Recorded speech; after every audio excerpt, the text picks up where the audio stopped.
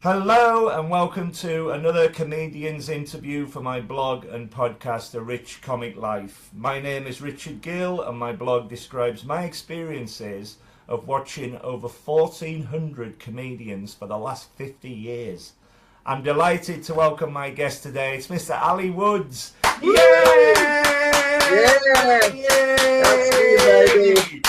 On the Rich Comic Life podcast. Finally, I'm sure the fans they've been waiting for me to get here. This is it. This is it. 1,400 comics. They were like, get rid of those. When's Woodsy coming on? And here I am. I'm About so time. delighted. I'm so delighted. You're always enthusiastic. You're like me. That's what we're, little puppy dogs, man. We're golden retrievers. We're just barking at each other, jumping on each other, man. But you know what? We love it. And other people, they might not love it, but c'est la vie. My friend, tell me about That's it. Spanish, by the It's way. just the best thing. Thanks so much for doing this. It's going to be a chat all about your comedy career. And I'd like to go right back to the start and ask you, how did you become a comedian in the first place, please? Well, I always blame my dad. That's Right. the main. He's the main perpetrator. So he God will. bless him. I know. As long as I can remember, he's always been into comedy and wanted me to be into comedy, not in a pushy way, just in a way of like, how cool is it that you get to make people laugh? Isn't that amazing to be just funny? Wouldn't it be so cool to be funny? You know, he always like prides himself for trying to make jokes. He's not actually that funny himself. This will be the constant bane. This is Moby Dick that is like, he loves comedy, but my mum is funnier. So always the way. But yeah, so I remember watching stuff with him from early age. Monty Python, all the panel shows, Have I Got News for You, the Live at the Apollos, and all that sort of stuff, everything.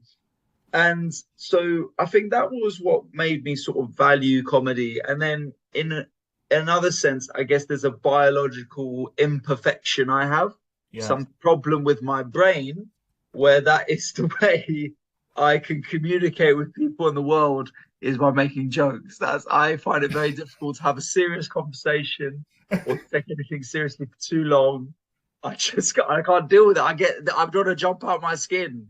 So I guess you could blame some sort of genetic problem as well, would be another issue.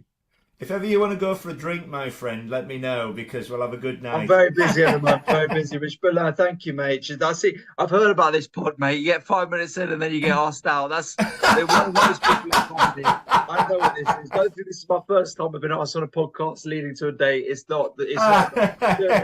I'm not talking about a date. I'm talking about we are very alike in our way of the world. We go at it in a very positive manner. That's what makes you stand out when you're on stage. As I said at the top of the thing, you're very enthusiastic with your way of producing comedy on a stage. Would you agree with that? Yeah, I think so, man. It's like I've got 10 for effort. Like Exactly. other people, Exactly. they're hacks, mate. They write jokes. What losers? You know what I mean? Like, I mean, we can all do that. That'd make it easy, wouldn't it? But no. I like the difficult stuff. But in a philosophical sense, I do love life. I'm very lucky. I've got a nice life. I had a nice upbringing, nice family. I've got Yeah. friends. I'm doing all right, mate. But You and also, I me just both. think, you know what I mean. But also, I just think this is as good as it gets. Like, if you're waking up every day not enthusiastic, excited, ambitious about what could happen today and Yeah. tomorrow, I feel like that's a very tough existence to have. And I know a lot of people do have it like that, but I'm lucky for the most part that I've been like that. And that's where again I'm quite similar to my dad. My ex used to say me and my dad were just so similar in that sense. We're optimists. My mum's the cynical one. The one who does stuff like admin and finance. Me and my dad are the big picture. What does it mean? What could we do? That sounds wonderful. So, you decided to be a comedian. Describe your first ever gig. Well, I've got a couple ones here because I had my first ever stand-up gig was in 2014. yeah, almost 10 years ago to the day. Wow. But my first ever like on stage trying to make people laugh was I used to do improv comedy at uni. So I joined uni in 2012, and knew I wanted to do comedy. They had like loads of sites, and I wanted to do comedy. And they had this improv group. This was York. It was called the Shambles after I the used to live in street there. York years ago. I know Yeah, it well. Yeah, I know the yeah, Shambles man. well. Could feel the accent, man. York's a lovely place. York is brilliant. So I had a great time there. But yeah, so they had this improv group. I originally didn't get in because the feedback on that I auditioned, and the feedback was I was too crude and too dominating. But Really? hey, Rich, I'm just I'm just getting involved. I just want to get involved. Hey, and yeah, make a few ball jokes and a few stack jokes or whatever. That's just is what it is. So, That's brilliant. but yeah, I did eventually, yeah, I did eventually get in there, and then that would have been my first time. That must have been 2013 Yeah. when I was on a stage doing improv, like trying to make people laugh, and it was all at this, just one of the little rooms in the university, VO45. Still remember it. That was the name of it. And I don't remember my first improv gig as much, but I remember being like super nervous. Yeah. And it usually went well. Like it was just students, it was fun. And then my first stand-up gig would have been like a year later, and that was again just at the uni. And to be honest, I was actually at one of the periods of my life where I wasn't too happy, and I wasn't feeling myself. I wasn't feeling as excited for the future. Yeah. And so I sort of made a list of things I could do. One of that I've always wanted to do, one of which was to do stand up. And so I just decided, yeah, I'll go for it. And I they had this monthly, I think it was every 3 months stand up gig at the uni, and I signed up for it. And people knew me there anyway because I was doing improv. So I was kind of a bit chill because I was like, how bad could this go? But also I was like, put so much pressure on myself. And I was doing 10 minutes. And when you start 10 minutes, you're like, yeah, only 10, mate. I was going to do like 30, even though when you realize that it's actually quite a lot of time when you go back. So I did 10 minutes, and I had an image. I was evaluating my own Tinder profile. I had a couple jokes I remember, and it went well. Yeah, I had at least two jokes, I think, at least. And it went well, but like everyone went well. You know what I mean? It was like a student gig. Everyone was very supportive, Yeah. Yeah. and I after it was actually a bit upset because in my head, what was going to happen was I was going to do that gig. I was going to get maybe a 14-minute standing ovation, and people are going to come up to me and go, I think you are the voice of a generation. I think that's what happened here. I believe you've waited this long. But instead, people come up to going, well, mate, and then going off. And I was like, how has this happened here? And so I had a couple of mates who came along, and we were all going to go out afterwards. And I didn't want to go out. I just stayed at home. I was like, oh, no, I'm not really feeling it. And then I didn't do stand-up again for a while. Terrifying. Yeah. I had to go at stand-up comedy once. I've told comedians, a lot of comedians, this story. Years and years ago, I used to know a promoter at the Edinburgh Fringe, and he said, we've got a gong show for old people on a Monday afternoon, and it couldn't be worse. It was pissing down. It was horrible. So I walked out. I had a script about me crashing cars in my home city of Carlisle because I'd just passed my test, and they liked the script. And I had 3 minutes, and I walked out and I said, good afternoon, ladies and gentlemen. People think I look like Eddie the Eagle Edwards, the ski jumper, but I can't see the resemblance myself. And of course, at the time, I was his double. And some old fella at the back, there were just 3 people in the room, he just went, fuck off! Just off! And I walked up to my own footsteps, and the bloke said, have another go. I said, no, I think my calling card's in the audience. Never say never again. So every time I go and watch, I'm hoping my enthusiasm for it to go so well for you all, because you are all very talented, and you're particularly talented with your enthusiasm and your Stop it, Rich. it's Stop so it. good. It's so good. But I will never forget that experience. Never say never, as I say. I might have another go. But Maybe you could beat literally, I me lasted 7 seconds. 1 minute. So, what do you like to talk about on stage when you're on stage? Do you have any particular themes, anything like that?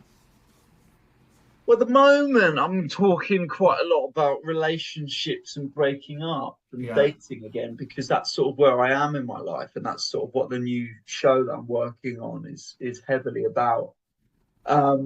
Which has sort of got easier as I've got more distance from my breakup, and I can sort of look at it as in a more objective, just actually just sincerely funny way, rather than trying to make humor out of the sadness. Just be like, and it's kind of funny being broken up with, because like like it's just like jokes. I So loved her. I loved her so much. Why doesn't she like this anymore? yeah, I'm fine. That's pretty We've funny. all been there, my friend. Yeah, in it, in it. Well, it's quite good. Is that it is actually quite relatable. So it's kind of it's fun to be able to sort of talk about those things. I like. I mean, I'm a fan of jokes. I would just do I do routines mainly. I don't have a lot of stories that I tell, Yeah, but it's mainly just observations.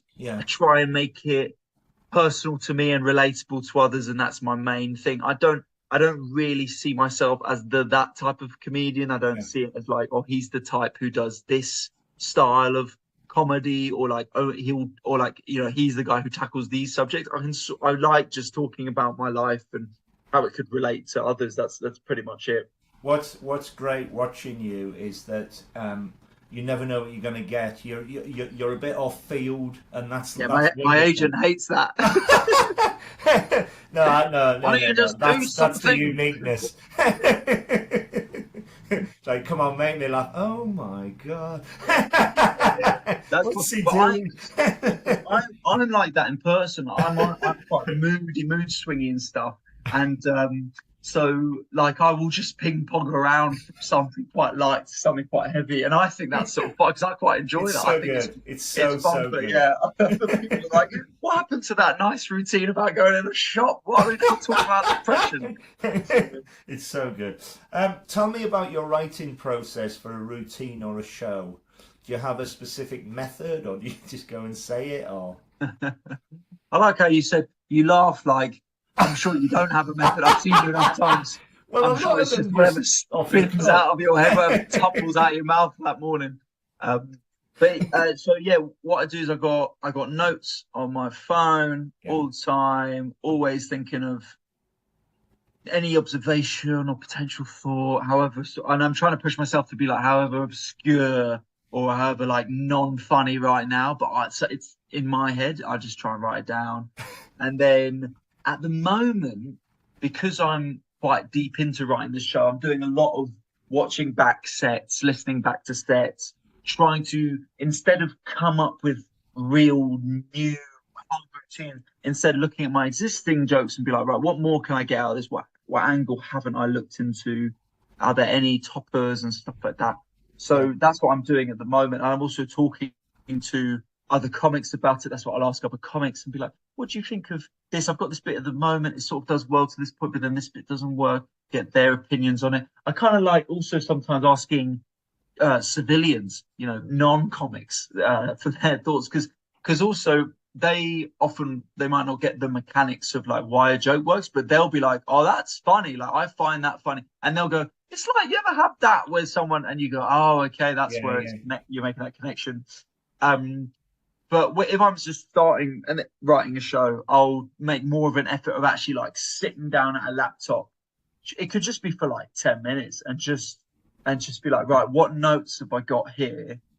And I'm going to actually try and expand on them. So I'll just put them as a little title, and I'll be like, okay, so in it, weird buying fish where you can see the head or whatever. Well, why doesn't that happen with any other animal? And then you're like, and then I'm like, right, okay, let's just try and write why that's funny and what's going on with that. And then it'll be a case of going on stage and trying it. And especially in the early stages when I start a new show, I'm like, right, just try stuff on stage, just Yeah, try yeah. and riff and see how it goes and be prepared to fail.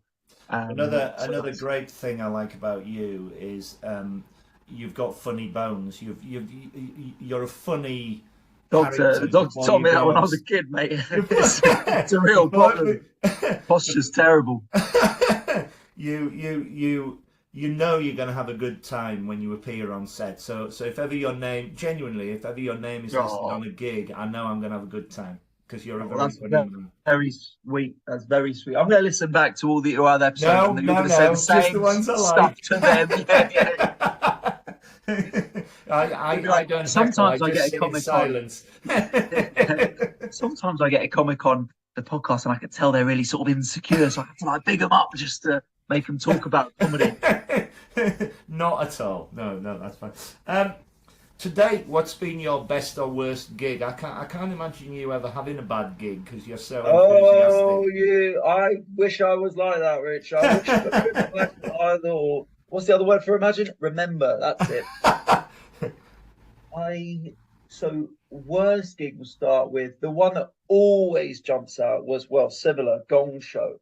First time I ever did King Gong at the Comedy Store. Wow. And I assume your listeners actually might know it because people might talk about it, but yeah, it's like you get gonged off if you're rubbish. The crowd are encouraged to boo you and gong you off if you're not doing well on there. It's like 400 people on a Monday night in London. I remember when I did it, it was actually Halloween, and there was 4 dudes who were dressed as the Grim Reaper. Wow. And the MC went, "What's going on here?" And they went, "We're here for comedy deaths." And they actually each had a pitcher of beer under their chair on the Monday. Wow. So I assume they love it. And obviously people are getting gonged off. I actually quite a nice spot just before the break in the first half. So and I've been doing okay, and I thought I was really nervous, but I thought I'll just hit with my best jokes. I went on, and it was sort of going okay, but I was like, right, I'm starting with the best jokes, and then I'm just going to work my way down because there's no way I'm going to go on and be like, I'll close with this. We're not going to get there, so I'll just go on and that was sort of what was happening in the set. It started off kind of okay, and then it was just, you could just feel the tension start to rise. The next bit wasn't quite getting as much as the one before. And then eventually I did this bit, and it was a bit about having a fringe when I was a teenager. And it was sort of going okay. And then this dude from the back just shouted, "You stole that!"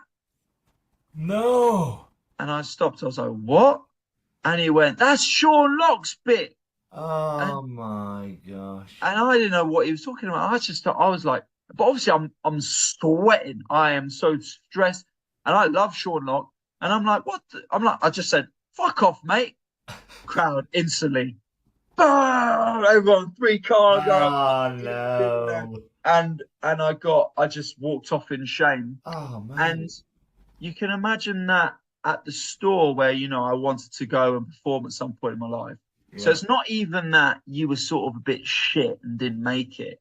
I went off stage, and just the crowd and the sort felt that I was this sort of thief. This. Oh no. And so I looked it up, and he did have a bit sort of similar, but it's just the act out was similar, but it was not, the routine wasn't about having a fringe or anything. It was just acting out similar. And so in fairness to that person, they obviously felt, that they should defend comedy. But I mean, I hadn't seen this bit before, and I never did it again, ever. Even though it was one of my stronger bits, I never ever did it again because I was so scared of that happening again. And so I that was probably worst. And I just remember going home that night. I still remember the first song I listened to. I immediately put my headphones in. I didn't stick around at all. But also it was the break as well, so it wasn't even like I could leave. But I was last on in the first half, so I came off. MC comes on. What a shit guy. All right, go to the bar, get your stuff. So I'm not hurriedly trying to get myself. Everyone's mingling around me. No. You just feel like you stink. And then I went out, and I still remember the first song that came up. Put my headphones in. I was just looking at Piccadilly, not Piccadilly, Leicester Square, and it was "Start Me Up," Rolling Stones. And every time that song comes on, I know, big tune. And every time that song comes on, I still get transported back to 2016. Just staring at Leicester Square, trying not to cry, just thing like, right, I've got to go to the tube. And I was living with my parents at the time, so I was like going back to my parents as well. Oh Um, no. and just thinking like, I feel like such a child, such an idiot, Oh God, that's Um, awful. but I said to myself, like, I wasn't going to do it again for a year. And then a year later, I went back and I beat it. I didn't win, but I did 5 minutes and yeah, so it So was you obviously you proved to them that you weren't just yeah. Well, I just that playing. time I did a lot more niche Sean Lock stuff, Yeah, so yeah, stuff that a lot of people wouldn't know. You know what I mean? yeah, So then yeah, I smashed it. yeah, yeah. Too right. So what? So what about your best gig? Best gig, oh mate, I'm lucky there's got a few to choose from. I'd probably say the one that sticks out was recording my special at the Leicester Square Theatre where there was 400 people in, and my dad welcomed me on, my mate opened for me, That's brilliant. and it was like bank holiday weekend. I think it was Easter holiday weekend. It was a Thursday night, and it was just incredible. It was Best just feeling. oh man, and I was recording it, and we only had one take, Yeah, yeah. and I just felt it. I just in the room, I just felt how amazing it was to be there and sort of the work I'd done to lead up to this moment. Yeah. And my family being there, my friends being there, and just these people having come in to see me. It was it was amazing. And I just remember, and then Fantastic. went and recorded another gig afterwards. Yeah. But yeah, that was just I'm so yeah, pleased for you incredible. because to get your own solo show at Leicester Square Theatre, that is something. Wow, they'll take anyone's money. To sell it out. To sell it out was a bit No, better. that is a big deal. It was nice, but yeah, it felt to me as well because I'd been there to see comics. Yeah, I'd yeah. I'd done that Leicester Square New Act competition before there, and so to be on stage thinking it was my own show with every sequel was Fantastic. just is just amazing. Yeah. So, so good. We mentioned at the top, you mentioned about nerves going on stage. How do you cope with any nerves before you go on stage? Do you suffer from them? And if so, how do you combat them? Yeah, I do. It's funny. I do still suffer from them a bit. I mean, I remember someone giving me that advice. They were like, "You should never not be nervous at all," because I just think because it means that it just doesn't matter to you as much. Like, you should always have something in you that just you never want to just be like about to go on stage, being like, "I couldn't give less of a shit about what's going to happen in the next 20 minutes." Like, I don't think that's a good sign. No. So so yeah, so so I do, and I try and embrace that a bit. I try and think, well, okay, if I'm nervous, then what can I do? I'll like focus on what I'm gonna say and really and try and lean in because it's an energy as well, nerves. So you can sort of lean into it. I think But it's an adrenaline, isn't it, as well? Yeah. yeah, Yeah. yeah. But how I cope with it is I just if I'm ever sort of nervous, I just say to myself, right, slow down when you get on, because I can talk quick. So I'm just like, slow down, take your time. And also, I'm just like, sort of, and I think, what's the worst going to happen? You know what I mean? Like, you're going to go on, it's going to go shit. They're going to think you're shit. So what? Now, when I start out, that used to really upset me. But now I've done enough gigs. I've Yeah. done enough gigs well. I've done almost three good gigs. So I know what I'm doing. You know what I mean? But More than I can three. Come on. more than three. Yeah, well, this week's been good. It's up to four. So Yeah. yeah, but I've done so. I sort of think, well, if it doesn't go well tonight, that's okay. You know what I mean? I'm a big football fan, and however great a football player is, they can't play every single game to perfection. It's just not going to happen. But overall, you can work hard and you can get better and you can just give it your all. And so I That's sort of exactly think, right. right, yeah, I'm lucky that I just get to this is my job. I think, Yeah, yeah. and the pandemic really helped me with that. I think because when that went away, and I was working a day job still at that time, I was lucky that I was able to keep that job, so I had money coming in. But I remember thinking suddenly I had no gigs, and for months that was the case. And then my first gig back, I just remember that feeling so much. I'd be like, don't forget this again. Like every time the person goes, Ali Woods, and says your name, and then people start clapping and applauding.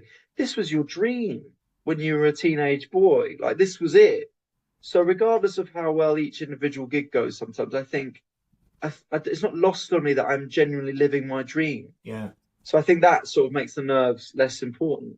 It's like the famous Sarah Millican story about where if you have a bad gig, you've got until 10 o'clock tomorrow, the next day, to get all the bad nerves out and then start again the next day. Tomorrow's a new day, and tomorrow will be better, and tomorrow will be better, and tomorrow will be better. And I think a lot of comedians go by that. I think it's called the 10 o'clock rule. She Right. said one day, and it's infamous in the comedy world where they if you do have a bad gig, you think, well, get that out of the way, and then tomorrow you start again, and tomorrow's amazing. And that's the thing. It's all about experience, I think. The more you do, the Yeah, better you get at it. 100%. I mean, gigging, I mean, I'm biased because it literally is my life and my Yeah, passion. yeah, I do think though it gives you such a great philosophical standpoint on life. It's, however well things go, however bad things go, there's going to be another thing yeah, tomorrow. yeah, And yeah. it also it makes you patient because you can't do two gigs and then go on a world tour and everyone says you're the best comic ever. As much as I thought that was Well, what was well, going you to could happen. try. Yeah, you could try two good gigs, a 5 minute spot, 10 minute spot, world tour.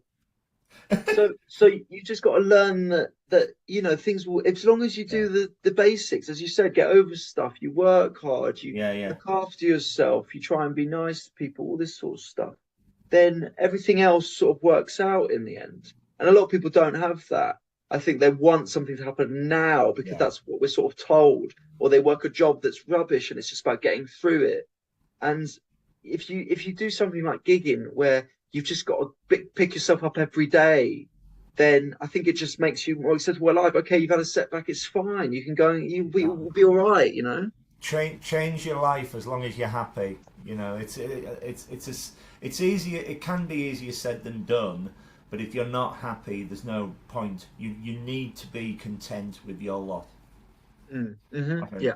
Um, how do you remember all your routines? Do you have pointers in your head? Do you have things that you remember that can move on, or how do you do it? What I would say is I'm very good at remembering what I said. Very bad at remembering what another person said in the conversation. But I think, oh, that was a really good point from me. I like the way I phrased that. So I think it's called being an asshole. And so No, it's being it's confident. yeah, yeah. Thanks, mate. Cheers, mate. Um, so yeah, it's one of those where I mean I listen back to the set. So if I phrase something well, I try and write down the phrasing of it, the actual specific phrasing. But then it's a case of I gig 6 nights a week and I just sort of repeat it, and then eventually you sort of learn it. I've got quite a good memory in general, I think. So I've, I've really rarely happened to me where I've ever just gone to do a routine and got one line in and gone, oh God, how does this go? Like very rarely. And also, I'll just on a notepad before I go on, I'll write down like the order of the routines I'm going to do. So I remember the headline and then I can remember the routine basically. So I'm Yeah, like, yeah, what we're talking about first, okay, family, and then it's like delayed puberty, and then it's like dating in your 30s and stuff. yeah. And I can sort of remember what it is. I mean, I'll always forget a line or a word here or there, or might stumble over something because I haven't quite remembered it quick enough to get it out perfectly. But it's a weird thing. I always thought that as well, and it's something that people say to you when they're not a comic. They go, "I don't know how you remember all that. I Yeah, don't yeah, know. And yeah. how do you remember? You remember that stuff?" But I've never found that actually tricky.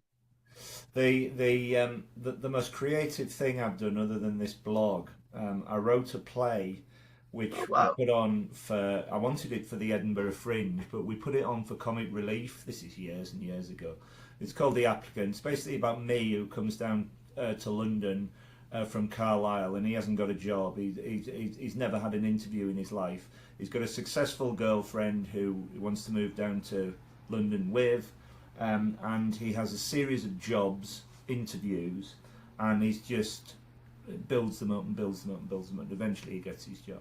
So I wrote it as monologue, interview, monologue, interview. Never, ever, ever write monologues because the first night we did it, I ran out and I completely forgot the lines. I had 6 Yeah. pages, and I Oh, just mate. got it, and I was like a Brutal. rabbit in headlights. It was like, Yeah. oh my god, I just want to go home. And You and know and my what, mate though? come on, and he played all the interviews, and as soon as we were on stage, he was on stage, we could get it Yeah. back on You track. can bounce off. Yeah, Yeah. yeah, yeah, Because it's actually a good point that I've never thought enough about. But it's probably partly easier because if you're making them laugh, yeah. you always have a couple seconds to think, what's my next line? And that's Plus, as definitely well, for the me. audience, I suppose, is you can always banter with them to Bounce. remember what you're Yeah. doing. Yeah, Yeah, and part of it is like, yeah, that's sort of my thoughts. It's not like I'm if I was rehearsing someone else's words, I think that'd yeah, be harder. But it's yeah, my thoughts. But you have that couple seconds that I always think, obviously, when a gig's going well for me, I start performing better because I suddenly have this time to breathe and relax and think about another thing or think about a riff or something like that. Whereas when it's like when it's going worse, I'm getting nothing. I just start getting worse because I'm like rushing through stuff. You see, I can't fathom that. That must be the worst thing because you've It's written tough. it all and you think it's the greatest thing. You go and you just get silence, and that's The weirdest thing for me, so I think that's certainly when you start out, you have yeah, gigs like that. Like, I mean, I'm not at this point. I mean, it would, there'd have to be something really go wrong. I'd have to do something really strange to have a gig that was just yeah, like complete silence. But what's because you just got enough jokes, you've got written enough, you know what I mean? You've experienced yeah, enough, you know what I mean? Like, yeah, um, but I think what the thing I struggle with now, the tough thing is it's almost like Superman feeling like he's losing his powers is where you're doing jokes. What an analogy! Yeah, you're like you've just done a gig last night where you ripped it and people were coming up to you, man, it's so funny, mate, following you, messaging you after, being like, you were so fun, and then the next day you do a gig where the same jokes are just getting like 30% of the response. And then you're just looking around being like, do you guys not know what this is? This is not what I can do if I'm given the right materials. This is your fault, but it's not their fault. It's like something you're not made that connection with the gig might be tougher, they might be tough, whatever.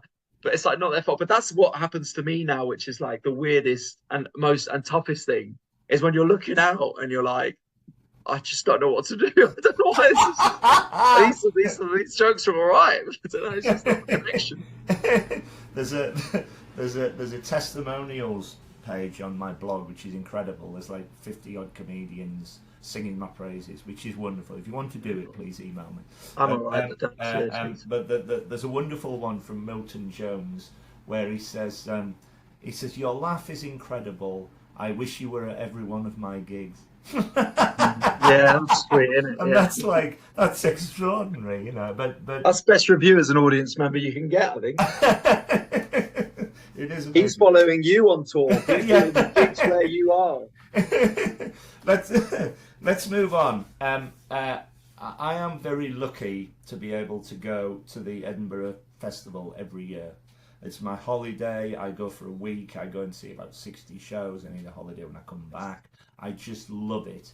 I've branched out the last year or two, longer, with more festivals. I've just come back from Leicester. We're recording this in February 24, which was amazing. I'm going to Hastings, Brighton, Hull I go to.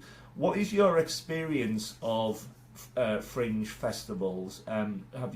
Did you go as a punter? Have you done gigs there with other comedians? Have you done solo shows? What is your experience of it all?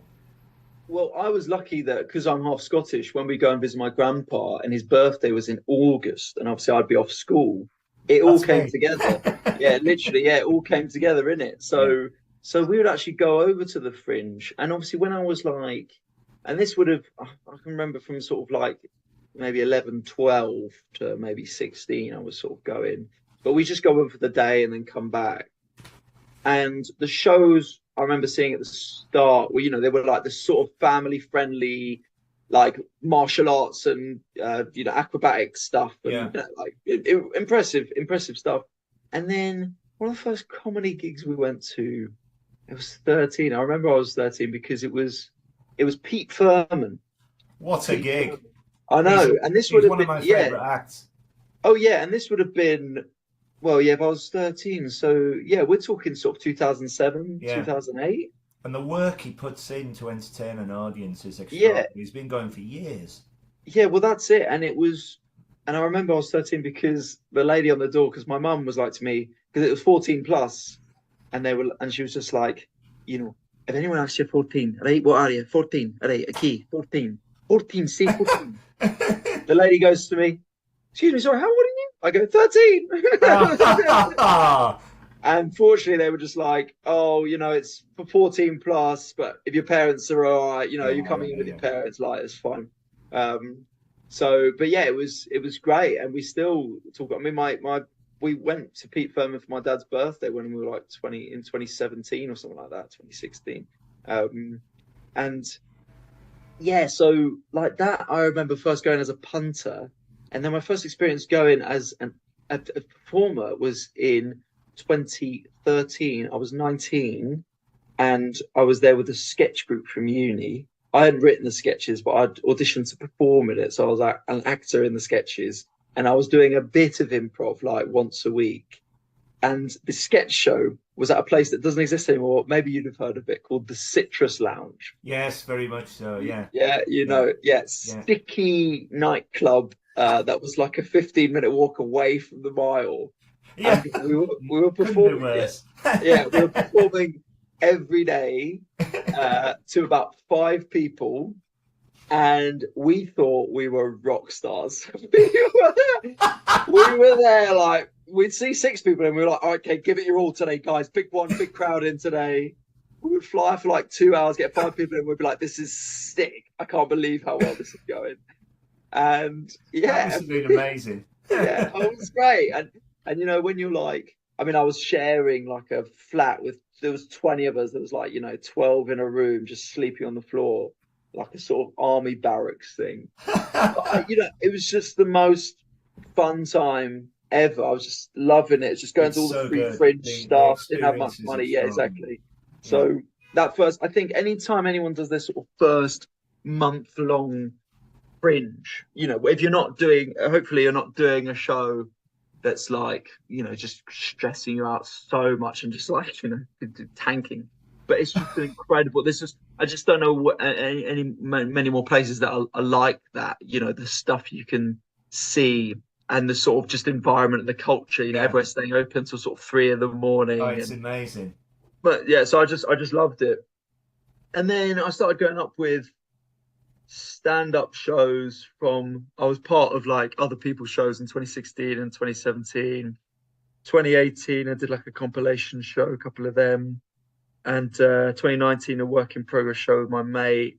And it was all, to be fair, I mean, like I always did have a good time. Like the shows weren't always good, but I'm lucky, like I never did a show, and that might have partly been having gone up as like a student and stuff and knowing like what places to avoid, Yeah. venues and stuff and times and that. But I'm lucky. I never really did a show where it was like so every day it was just like horrible. It wasn't like some ages away and no one was there and I was losing money. But like it was, they were all at least sort of okay. Um, and then, but then yeah, the big one was obviously going to Edinburgh Fringe in 2022 when I actually did my sort of first debut show. Yeah. And that was like, I mean, it was mixed because it was like good because, I mean, I was lucky. I was just like selling out every day, performed to a full room. I really liked the show I was performing, went down well with audiences. So that side of things was great. Like I just got to go and do this great show every day. But then the other side was like, I didn't get a lot of hype critically. I was getting like a lot of 3-star reviews, basically just saying great stand-up, brilliant routines, very good performer, 3 stars. That was it. Like it was no, because we just didn't have whatever they were looking for. Yeah. But they were always very complimentary about the stand-up, but they just like didn't, just obviously didn't have sort of some sort of story they liked or whatever. And then I went up there last year and sort of did a work in progress. I had a similar experience, just being able to sell out the room and enjoy it. But yeah, I mean, then fringes outside of Edinburgh, they're mixed. Like Hastings is great, man. Oh, big up to I'll to see you Chris and there Jake at Hastings. this Yeah, year. mate. I know you're on Yeah, there. I'll see you yeah, in yeah. June. Oh, sick. Yeah. Okay, cool. Yeah, Yeah, I'm yeah. going. You're right. I'm going for the whole week. I had Chris and Jake on here a couple of years Yeah, ago, a yeah. couple of months ago, and I know them really well. Hastings is one of the best. It's lovely. It because it has that fringe vibe. I Yeah, think they cultivate it well. People in the town know it's on. You can feel yeah, it's on. There's yeah. stuff up, and they It's get so good great. acts down, different Yeah, acts. yeah, Whereas I think some of places they do a fringe, and I just think venues have gone, this is a nice way for us to make money. We can just charge to rent a room. We're yeah, not really up for anything. And if they sell yeah, tickets, then good. And if they don't, then that's their fault and yeah, stuff. yeah. Um, so yeah, so they're a bit mixed, but and also to be fair with my style, like, I mean, yeah, again, I'm quite high energy. I'm joke orientated. I just like to have a laugh on stage. And sometimes at these places, like, they don't, that's not what they're into, you know what I mean? I feel that with Emperor as well, like, you know what I mean? It's just like, so he just went Oh up and did yes, some jokes this. and some stand up and run around a bit. And, we could all do that or whatever. And it's a bit like, oh, I don't think we could. But yeah, so I have I have a mixed relationship with Fringe where with a lot of these fringes, I get to experience something which a lot of people don't, in that, like, I get to go and perform to like a full room and have a laugh and have a good show. But then I sort of feel like I've never been really appreciated by the fringe goers, like fringe people, the critics and stuff. Like, Yeah, I feel like I've yeah. never won them over. But So but the very fact that you're going there, enjoying yourself, making an audience laugh, and appreciated by fans like me, that is better what's the than. point of it, Rich? That's the worst part. I want to get 5 stars from some student, Broadway baby who's studying history of art. That's what I want. That's all I ever wanted. Well, this year, are you going up this year? I am going up this year, new show. I think this might be my last year. Again, you say never, but I don't sort of envisage it happening again anytime soon. So my Well, last year, full run, new I'm show. determined to see you this year. I'm coming to see you at Edinburgh. If I don't see you at Hastings, I'll have a drink with you at Hastings, definitely. And I'm Yes. coming to see you at the Vaults Festival in March. Oh, Because right. you're Okay. playing that. So Yeah. yeah. I'm a big Legend. fan. Please Legend, mate. carry on doing Oh, what you're doing. that's too sweet, man. Who are your favourite comedians, past and present? You mentioned comedy before. You had comedy, obviously, growing up with your dad. Yeah, I mean, well, at that time, I loved the panel shows, and I Yeah, loved particularly Sean Locke on 8 out of 10 Cats was just superb. hilarious, just so Sad fun loss, and big loss. surreal. Yeah, oh yeah, yeah, it's Yeah, unreal. He was one of my favorites. I was very fortunate. I got to meet him very briefly, actually. And yeah. it's very nice, sweet story where I was doing this gig in Hammersmith upstairs in the pub. Terrible gig, no audience, and I was emceeing. And I just, that once you go down to the bottom of the pub and be like, anyone fancy comedy? I I go out to the beer garden and there's Sean Locke and Bill Bailey having a Oh pint. wow! And I go up to them and I'm like, sorry to interrupt, guys. I don't know if you guys are into comedy at all or anything. and and Sean Locke starts sort of smiling and Bill Bailey goes, oh, really? Oh, right. Oh, yeah, you got a good show. I'm like, yeah, we're just doing a stand-up show. I don't know if you guys know stand-up or anything, but we're upstairs if you want to come. And yeah, it was really, and they were like, they were like, good luck. We're having a drink, and I said like, obviously just sincerely, like, I love both of you, man. And Bill Bailey, another one as well. That was the first gig I ever went to. My dad took me to Wembley Arena to watch him. And what's fun is that on Monday, in 2 days' time, I'm taking my dad to go watch him at the same again, isn't he? place. Yeah. So, it's sort of 15, 20 I've seen years. the warm-up for that show. It's really good. You'll have a great night. It's really good. So that, again, him as well, I loved.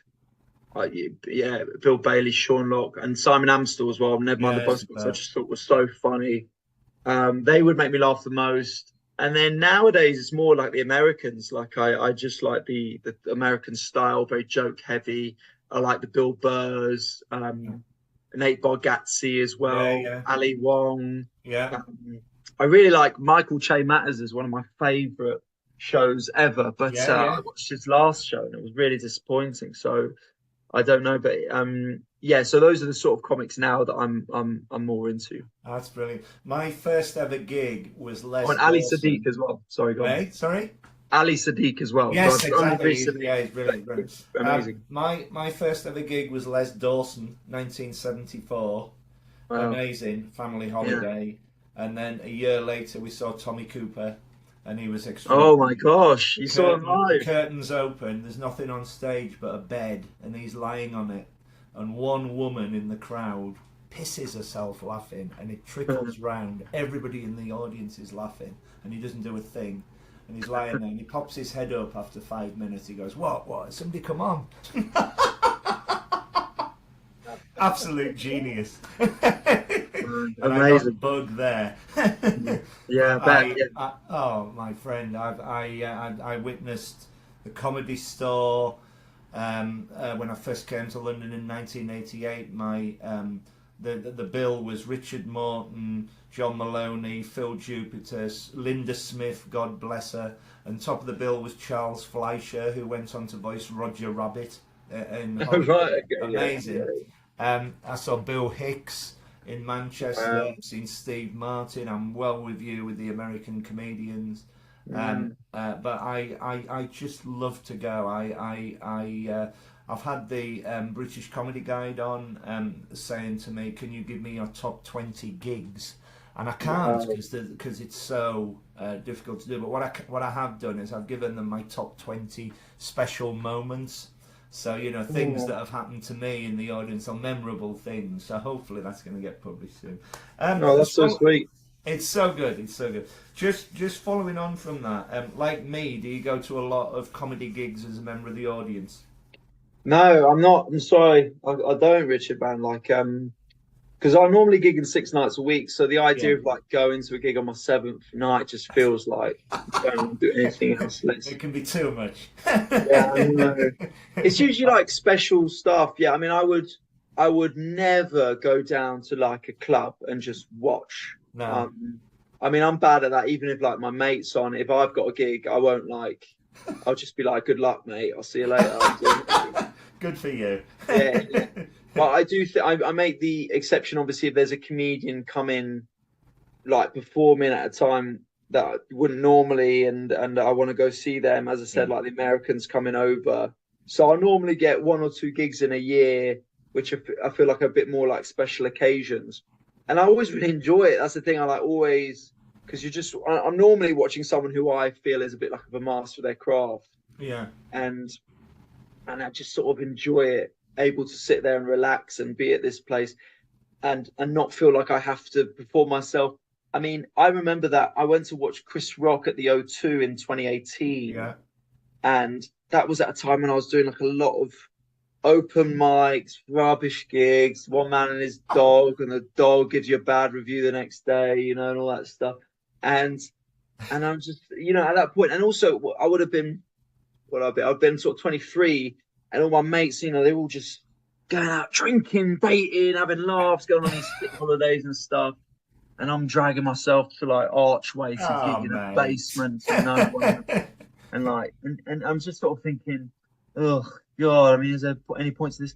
And I saw Chris Rock at the O2, and just seeing 18,000 people come to watch comedy just inspired me to remember this. It can be this. This is where you can get to. You have to do that to get to here. And I mean, that is just that. So whenever I do, I always feel quite inspired. And it's I first saw Peter Kay, Harry Hill, and Michael McIntyre in little tiny clubs before they were famous. And to see them play the big theatres now, it's jaw-dropping. Harry Hill to this day has got my favourite ever opening line to a set. He walked on, he brushed past me, jumped onto the stage, he was late for the show, and he said, "I'm really sorry I'm late for the show, ladies and gentlemen, I had to have a testicle brought down," and he got a laugh, and then he said, "From Derby." And when I met him 30 Oh, years man. later, I told him this. He went, Rich, he said, I still tell that. Listen So funny. I mean, that's Wonderful. another one as well. When we're talking about favorite comedians and influences, Harry Hill's TV Burp Ah, is one of the who doesn't funniest like shows him? ever, and Yeah. it doesn't get the recognition it Yeah. deserves. I wonder why. I wonder partly because it was topical, partly Yeah. because it was, of the. It's very British and it's about sort of quite small British soaps and TV shows and stuff. But hilarious, so funny. I used to piss myself, and it was Oh, like YouTube before YouTube. It fantastic. invented. It had Fantastic. that thing of we're going to review TV stuff here in a Yeah. silly way. Yeah. And Yeah. the amount of YouTubers who do that now, I mean, it was ahead of its time. It Brilliant. is So good. amazing. The, Yeah. the wonderful thing about Harry Hill is that he's done the TV and he's done the big gigs, and now he just loves to perform. He's still doing the tiny clubs just to go and perform. It's a wonderful story. And you mentioned about TV shows. I used to go to a lot of TV recordings. I was always in the audience for Parkinson, which I loved. But one of the best shows I ever saw was Have I Got News for You, the first time Bruce Forsyth did it. And nobody knew, and they had the curtains on. Forsyth is fantastic. And I'm sitting above Ian Hislop's head near my mate with my loud laugh, my loud clap. And Forsyth's trying to read an autocue. I can't remember what he's saying. He's going, and I am crying with laughter. And he turns around and he goes, please, please, this is satire. And you can hear my brilliant. laugh as clear as a bell on the video. My dad used to go, that's our Richard. So good, so good, so many memories. I've much enjoyed chatting to you. You've been a fantastic guest. It's been so good to talk to you. Is there anything else you'd like to say before we depart? Have you got any tours coming up? Have you got any social media handles? Anything like that? Yeah, so you can follow me on all social media, Ali Woods Gigs, ALI Woods Gigs, and Yeah. any platform, and even Uber Eats. Follow me on there. And I do sketches and stuff and post stand-up clips. So there's always been new content coming out. I've seen them. They're great. Oh, thank you. I'm doing a European tour in a couple of weeks. This might not be out by then, but I haven't announced it yet. But I've got a UK tour coming up in autumn this year. So if you want to come to my stuff, look out for it. If you're at the Edinburgh Fringe, I'll be up there with my new show. So come check me out there. Brilliant. And that's all the stuff I want to say on me. But the other thing is, Richard, comedy is better because of people like you. You're too kind. Say that. All these stories you're talking about supporting comedians, about supporting shows, laughing along. This is what makes the job so special. Sometimes Okay. it's true, but sometimes you can get caught, especially in this age of likes and comments and tracking data of how clips have done and stuff online. You get caught in, oh, why isn't this going so well? I've had a bad gig. Oh God, this is shit, whatever. All this stuff, and you think, what's gone wrong? And you get in a bad way with comedy. And it's meeting people like you who just go, that, made my day. That, and I enjoyed that so much. That keeps a lot of comics going. So I want to say thank you to you very much, regardless of the blog and this podcast and everything, regardless of all that, but just you as a person, as someone who enjoys comedy in a beautiful way. I want to say thank you very much. Well, thank you so much. I mean, what can I say? For once, I'm speechless. That's why I said it. I want to get off this podcast, mate. That's the only way you can do it. Well, thank you. It's you're too kind. But I'm so looking forward to seeing you very soon. I think this is going to go out something like September, October time. But I think the Vault show is the end of March, something like that. So I'll see you there. And Okay, sweet. I'm looking forward to seeing you right across the summer, because we've got Hastings and we've got Edinburgh as well. So all the very Man, best let's to get you. that drink as well. Definitely, we'll have a pint. Definitely, my friend. All the best to you. Thank you so much for your time, and you take care. Thank you. Thank you for Thanks, having me.